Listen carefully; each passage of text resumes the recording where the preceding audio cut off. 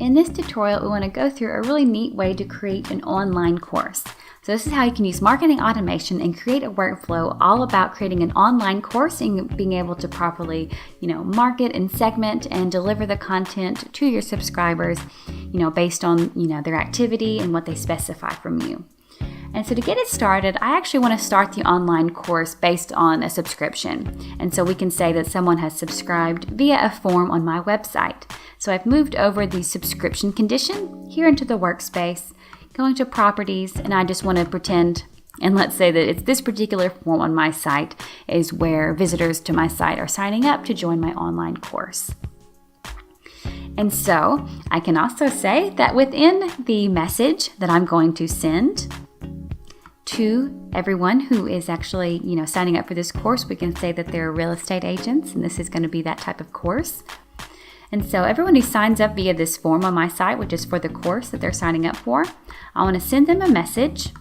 We can say it's this module 1. It's kind of like an automatic daily update that they're going to start receiving. But however, I want to give them a choice about how often they receive the updates and how often they receive the course information from me.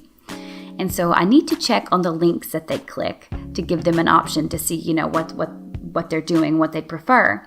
So I need to check the link here. So I'm going to choose, was any newsletter clicked condition? I need to choose the specific link. And so again, let's pretend that facebook.com is actually a message that would specify, or a link that would specify, let's say, getting the course updates from me every other day. So let's just say that that's going to be the case here. And as always, I need to dictate how long we're going to wait for someone to click this particular link, and we'll say a day and a half. So I always need to choose for some time and not leave it as forever. And so we can say that if someone did click this first link, which is to receive updates from me every other day, that I know that I'm going to delay a day before I send them a message. And so they received this particular message, they clicked a link to receive the course updates every other day, and so I added a delay of 1 day. But before I move on, I need to go ahead and specify what about for the people who did not click that first link.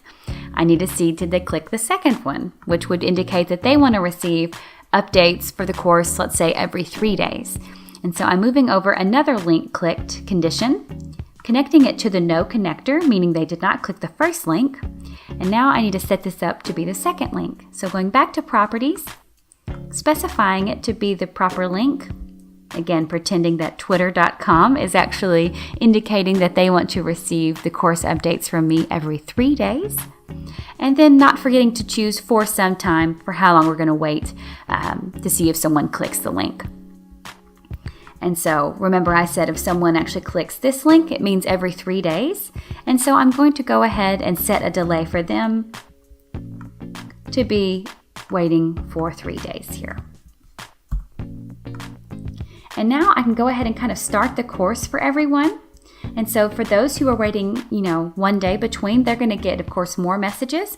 And those who are waiting 3 days are going to get the course content in a more condensed manner. And so I can just proceed with going ahead and sending these folks a message. So just hang with me here while I go through all of our modules.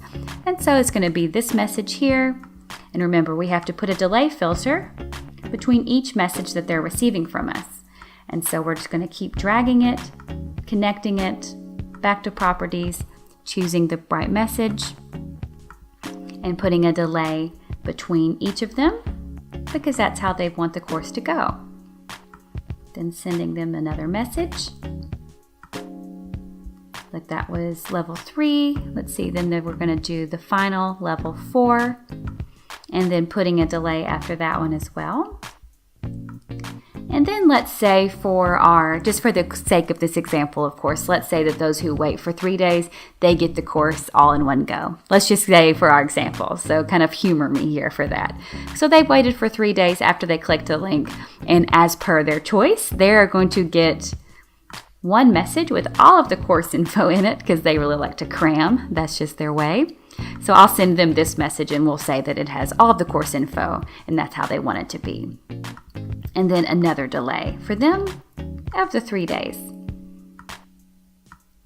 And so here we've got our two groups of people, everyone who wanted to receive the course updates every other day, the ones who wanted to receive it in one go with 3 days in between. And so they have finished. They've received all of the course messages they need to receive. And so now we actually want to send a test to actually test their knowledge and see how well they've done during the course. And so I waited 1 day after the last message for these folks, and I've waited 3 days as they've specified they want to receive updates from me in that way for these guys. And so I'm going to send a message, and I'm going to send the same message to both. So connect this one to here and connect this one also here. And I'm going to choose the message I have created that's called a test.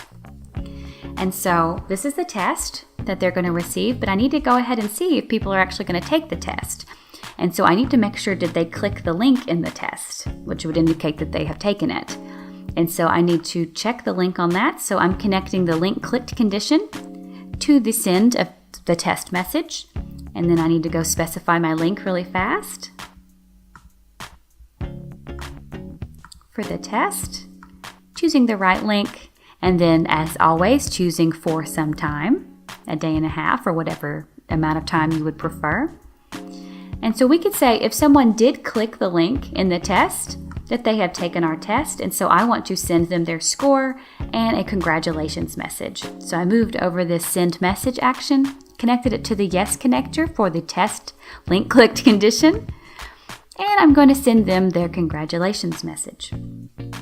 Now, those who did not actually click the link in the test, I'm going to give them a day. Maybe they just need some more time before they actually, are ready to take the test. And then I'm going to go ahead and just send them a reminder, basically. So I waited a day. I'm doing yet another message being connected to that delay. And I want to choose the message of test reminder, just to give them a little push to remember that it's out there.